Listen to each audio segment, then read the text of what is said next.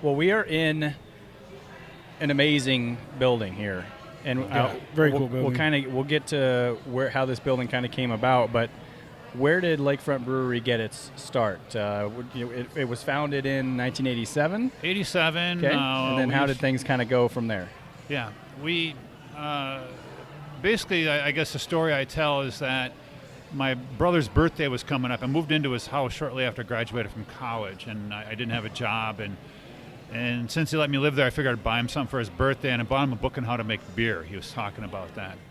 And so he read the book, and he made a batch of beer, which looked like hell. And I'm thinking, how this is going to taste. And he gave me a bottle, and it was not the worst beer I ever had. It wasn't the best either. Yeah. And all of a sudden I thought, if my brother could do it that good, I could do better.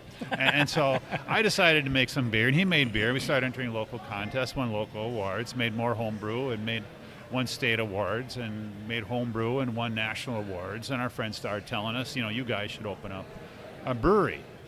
When you're 20-some years old, you think that's, good advice. And so we, asked a bunch of bankers to give us a bunch of money, and I did not understand that you had to have money to borrow money, and so they all turned us down. So which left us, how do you start this thing? We came up with this idea of starting a brewery as small as possible to lose the least amount of money. And so we found a old bakery building right down the street from us, and we bought a bunch of 55-gallon drums, and we figured it'd be like overgrown home brewing.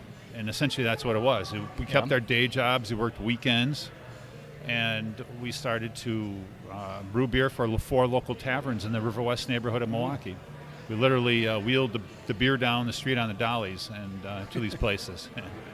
And that's how it all got started. Then more bars wanted us, and we discovered used dairy equipment. We brought a piece in here and a piece of equipment in there, and still to this day we're bringing in a piece of equipment here and a piece of equipment there to try to improve the place. Yeah. And that's what's out front, right? If you look at Larry Moe and Curly, that was our old dairy tanks.